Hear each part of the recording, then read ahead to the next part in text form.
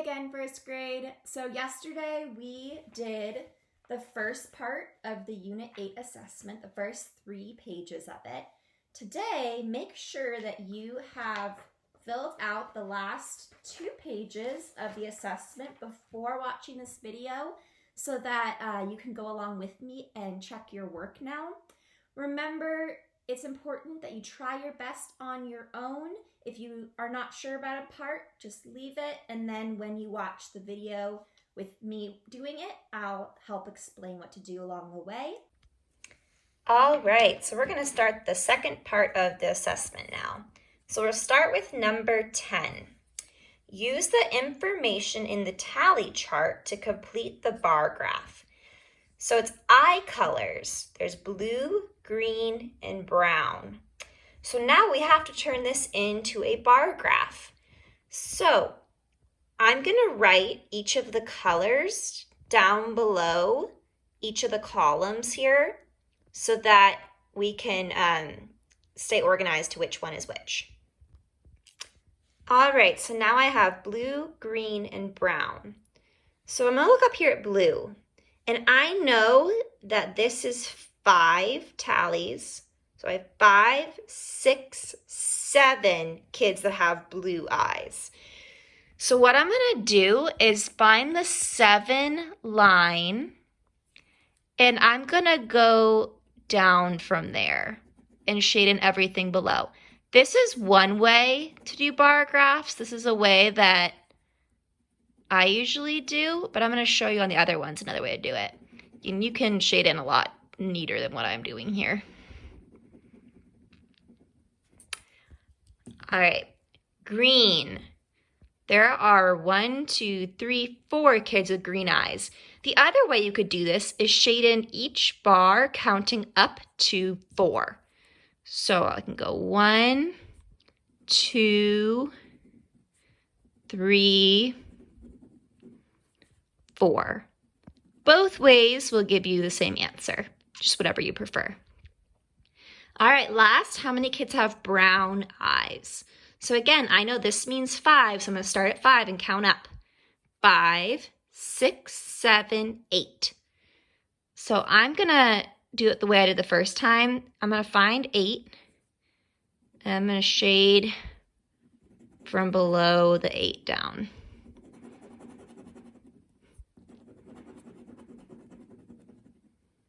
All right. Now it says use the bar graph. So that means they're going to ask me some questions about this. How many more children have brown eyes than green eyes? So what I'm really asking is, what is 8 take away green eyes 4? But I'm going to use the graph because I already have it here, so nice and neat, to count. So how many more kids have brown eyes than green eyes? So I'm going to start where these lines separate and count up on the brown eyes. Because there's 1, 2, 3, 4 more kids that have brown eyes. So 4 more children. And if I had done it like this, 8 minus 4, the answer would be 4. Write a question you could answer by looking at the bar graph. So for this one, you're going to make up your own question that you could ask somebody about this bar graph. So some examples, you could ask, how many kids have blue and green eyes? How many more kids have blue eyes than green eyes? How many kids are there all together in this class? So I'm going to pick one of those questions and write it here. So I wrote, how many kids have blue or brown eyes? To solve that, someone would need to add how many blue eyes, how many brown eyes together. All right, complete the number grid puzzles. So to do this, I'm just going to start here and count like I would on a normal hundreds chart. 21, 22, 23. Now I know that this is 32. 10 less is 22.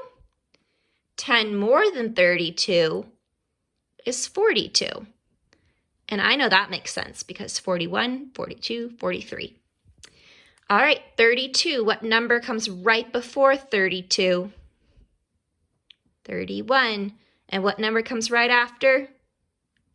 33. All right, for this one, I'm actually going to start with 94. I'm going to go 10 less than 94 and find this one first.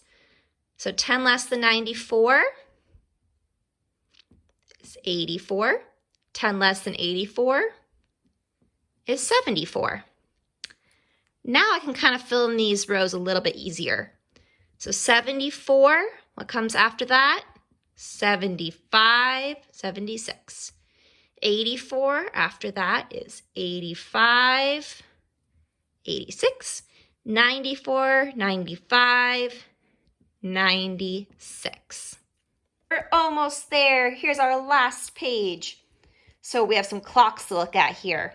What time is it? So we're going to write the digital time that matches this analog clock. So my hour hand, the shorter hand, is between the 2 and the 3. So I know I'm still in the 2 o'clock hour. I'm going to put a 2 here. Now for minutes, my minute hand is pointing at the 6. I know that when it's pointing at the top, that's right on the hour. And when it gets halfway around, that makes it half an hour. And half an hour is 30 minutes. All right, now we're going to draw the hands to show 8:30. So first I'm going to look at the hour hand. It's 8. Now, my hour hand isn't going to be right at the 8 because at 8 o'clock it would be right at the 8. But as the minute hand is halfway around, the hour hand's moved up a bit, so it's more between the 8 and the 9. I'm going to make that one shorter. Now my minute hand, I'm going to make the long one, and it's going to point right at the 6, which is halfway around the clock. Half an hour is 30 minutes. All right, frame and arrow. So we have the rule is +10. And we have some blanks to fill in here. So it goes 12, 22. Now I know on my hundreds chart, so on a hundreds chart, 12, 22, what's 10 more than 22? 32, 10 more, 42. I can look at that pattern going down. So 12, 22, 32, 42, 52, 62. All right, now we're doing a function machine, and the rule is -10. So when it goes in as 57, you do -10, and it comes out 47. So I'm going to skip ahead to 83. 10 less than 83, the number right above it on the hundreds chart, is 73. I'm going to skip down to 14. 10 less on the hundreds chart is 4. To go this way, remember you do the opposite. If you're starting out and going back through, so I'm going to add 10 to go back that way. Just like 47, if I add 10, I get to 57. Add 10, add 10. So I'm going to add 10 back to 32 to see what it started with. If I add 10, it's 42. If I add 10 here, 99.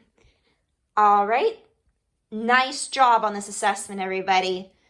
Pat yourselves on the back. You all did a great job. Ryder says you did a great job too. He's been sleeping here the whole time. I'll see you all next week for more math. Bye.